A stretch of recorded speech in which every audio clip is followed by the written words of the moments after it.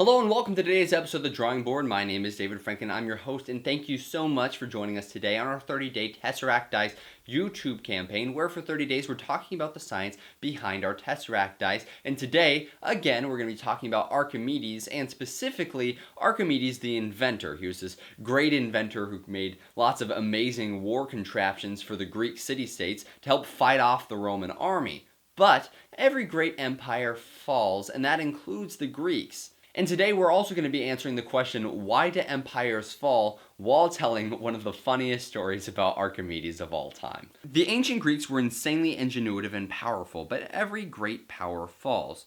Greece fell to Rome. But why? The Romans were highly defensive militarily speaking compared to the Greeks, or at least they were slower in their aggression, preferring a slow phalanx formation with a shield wall with spears out to some of the more fluid Greek styles. The Romans also used a wave technique to send fresh, more experienced soldiers after wearing the enemy down with a wave of youthful soldiers. This technique worked very well because the Romans had a lot of bodies to throw at the Greek city-states. They had more people. And the Greek city-states were powerful all by themselves with creative traps, weapons, and strategies, but ultimately they lacked the manpower that the Romans had, and they lacked the organization. They weren't united very much at all. And one of the best examples of this struggle came up in the story of one of my favorite inventors, Archimedes and the Battle of Syracuse. According to legend, the Romans conquered the city of Syracuse after the siege of 214 to 212 BC, which means the Greek ingenuity held off the might of the Roman army for 2 years.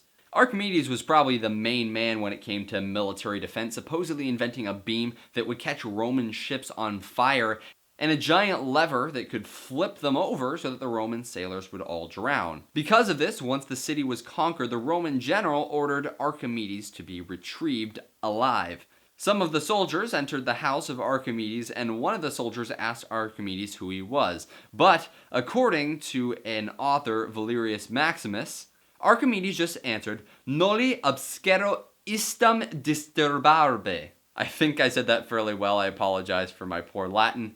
He said, roughly, "Do not, I entreat you, disturb this," because Archimedes was so engrossed in the circles that he had drawn on the sand in the ground. Archimedes was famous for his circles, experimenting a lot with different circles, and even calculating the value of pi, which we talked about yesterday, and sort of inventing calculus along the way.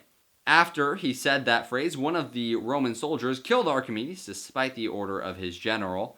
And on that day, a great mind was lost, and over the years, the Archimedes phrase in Latin has come to be repeated in English as, "Don't touch my circles." Which wasn't exactly what he said, but it's kind of a lot funnier for a genius man's last words to be, "Please don't touch my circles."